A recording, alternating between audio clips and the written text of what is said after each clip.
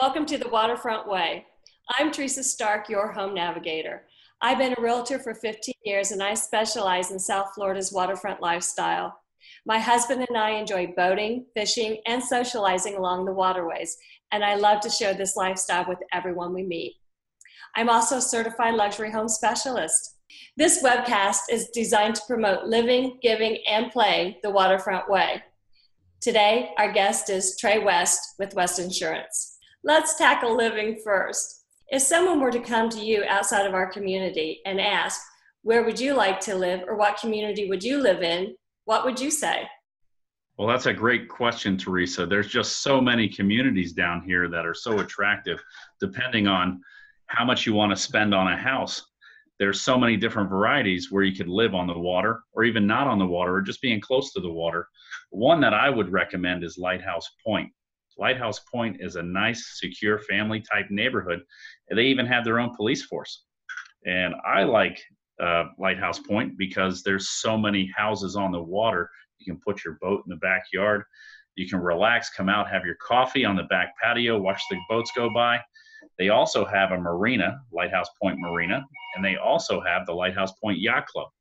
The Yacht Club, I happen to know the owners, and they are totally renovating the Yacht Club. It's going to be a premier destination down here in South Florida, so I'm excited to see what happens with that. Very nice. And Lighthouse Point has a really nice sense of community as well. They really come together. Even though they have that competitive spirit within the fishing community, everybody seems to get along really well and enjoy one another. Yeah, most definitely. Most definitely. Have many friends that live in Lighthouse Point. Yeah. Now on to giving. We have so many opportunities in South Florida to give back to our communities. Do you have a favorite charity? And if so, which one is it? I do happen to have a favorite charity, and it's probably due to my connection to the military and my family being in the Air Force. There's a organization out of Lighthouse Point by the name of Freedom Fighter Outdoors. So what they do is they promote just trying to give knowledge on our military veterans and disabled veterans and try to support them in our community by raising money. And we also fly in disabled veterans from all over the country and do fishing tournaments down here. So it's a little part of giving back that, it feels good. It feels good to give back and have that camaraderie with those guys and gals that have sacrificed their life for us without any question. So they keep our country safe and give us the freedom to enjoy our great surroundings down here. So why not give back a little bit? Absolutely. That sounds terrific. And we just had Fleet Week here a couple of weeks ago. Were you able to take a veteran out that weekend?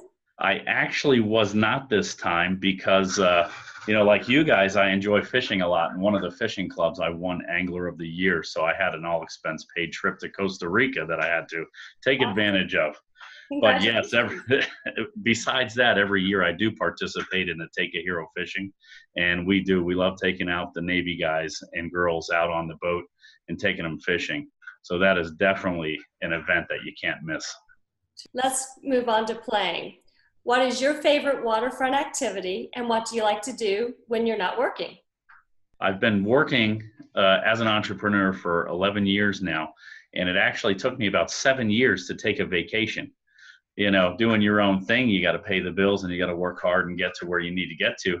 And I finally decided I got to start doing something for myself and enjoy, the lifestyle down here. And just coincidentally, two friends of mine, totally unrelated, came up to me in the same week and said, you have to come out to our fishing club. So I went out to the fishing club about 4 or 5 years ago, and I've been fishing ever since. And every chance I get out on the water and enjoy some fishing.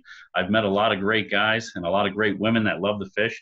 And now I have many people that I can call up any day of the week and we can go fishing. So I definitely recommend taking advantage of some fishing opportunities down here. If you're an outdoors person, there's plenty of charters to get out there on the water that are relatively affordable. And if you like diving, there's a lot of charters for that. I recommend that. And even if it's just to take a day off and go to the beach, why not? Absolutely, absolutely. And so when you're out and about, do you have a favorite drink or a favorite food that you like to either eat yourself or like to prepare and bring with you? Yes, I do. I love to eat raw oysters on the half shell on the Intracoastal while enjoying a rum runner. It sounds perfect. That's That's my perfect situation as we're watching the boats go by on the Intracoastal. absolutely. And do you have a favorite restaurant that you might like to go to enjoy that? There's so many up and down the Intracoastal. I mean, from Fort Lauderdale all the way up to the Two Georges, the formerly the Cove. I mean, that is a great location to stop, stop the boat at and just enjoy that scenery. And then there's Calouse on the water down in Fort Lauderdale. Blue Moon Fish Company is amazing. And then there's always the relaxing sands that, you have the bar right there on the Intracoastal with the pool right there. All the fishermen tend to hang out at the sands, I think. That's true. It's a great place to stop after the end of the day and go have a drink and a bite to eat and maybe take a dip in the pool. Yeah, and even tell some fish stories. About how many and how many were not lost. Is that it? That's right. That's right. That's right. While you're sitting around telling your fishing stories, why don't you tell us what is your favorite fishing story?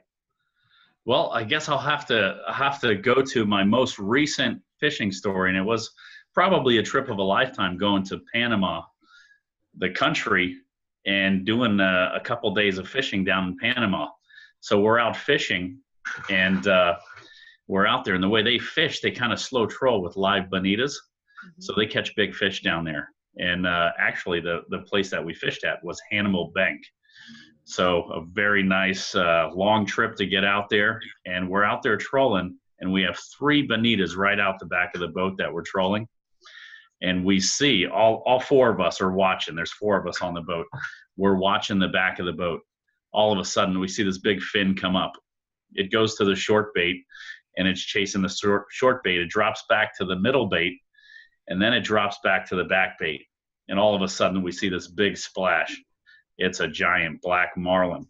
I've never caught a marlin before, or let alone seen a marlin. And I was fishing with a friend of mine, and he said, "Oh no, you take this one." And it was his turn, and he gave me the rod. So I got on the rod, and this fish was amazing, spectacular, jumping on the surface of the water. It's probably my most spectacular scene that I've ever seen out on the water. It was amazing, and I relive it in my mind all the time.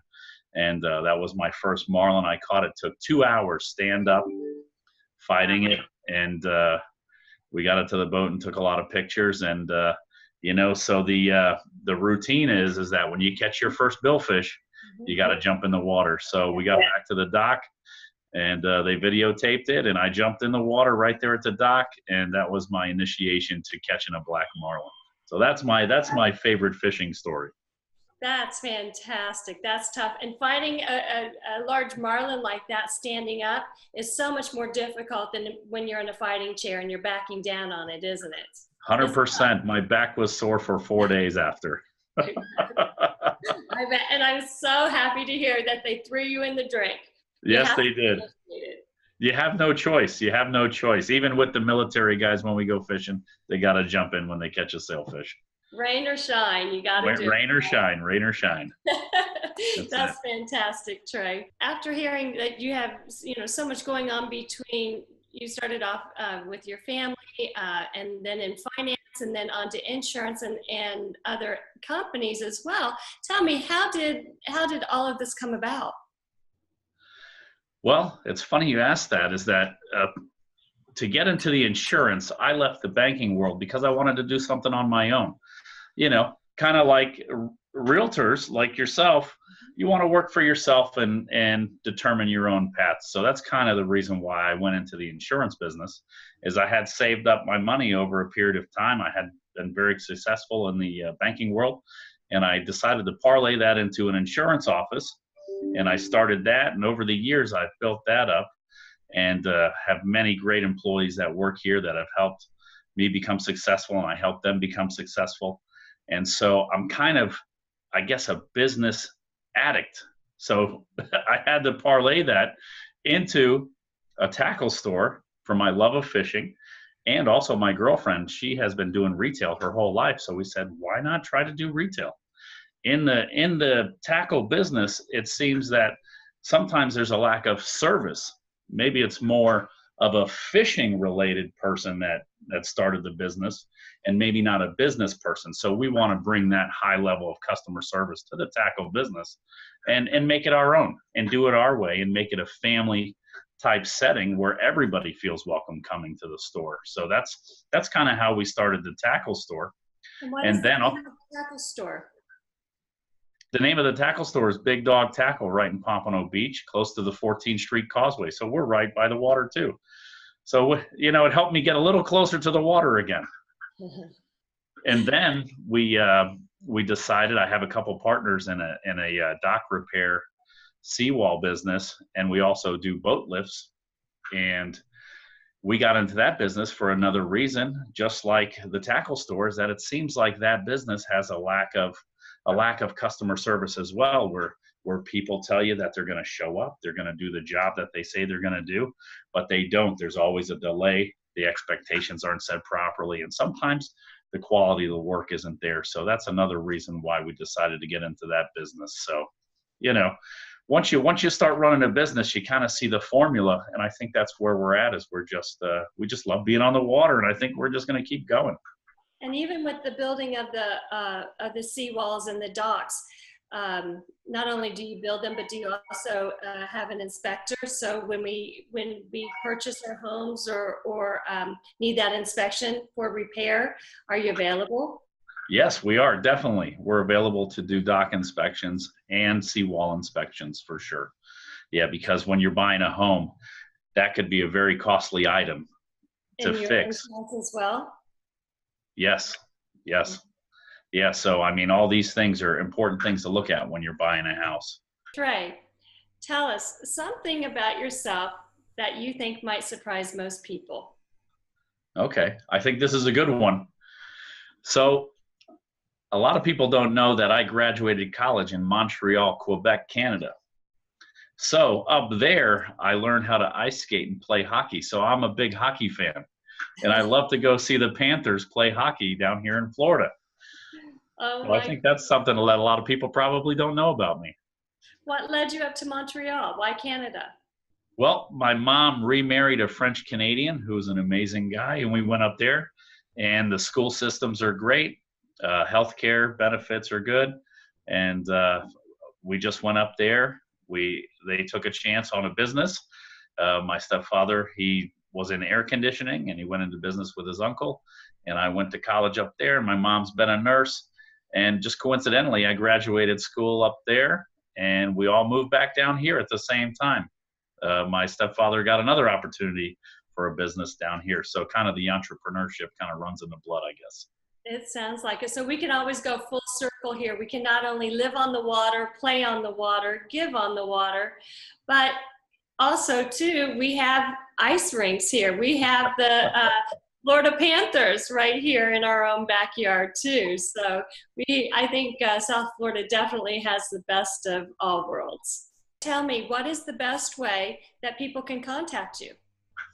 Okay, well, there's many ways. You can give me a call at the office, 954-491-1942, or you can message me on Facebook, or you can just come by the office over here in Oakland Park, Florida at 1324 East Commercial Boulevard, Oakland Park, Florida. Excellent. Trae, thank you so much for being our guest today. It's been a real pleasure. Yeah, thanks for having me. This was fun. Thank you. I'd like to thank my guest, Trae West with West Insurance, for taking time with us today. If you'd like to learn more about buying or selling your luxury home in South Florida, my personal information is on your screen. Visit teressastarkauthor.com to download one of my free ebooks, or teressastarkrealtor.com to get immediate access to my calendar and book a private consultation at a time that's convenient for you. That's Terressa with 2 R's and 2 S's. Until next time, live, give, and play the Waterfront way.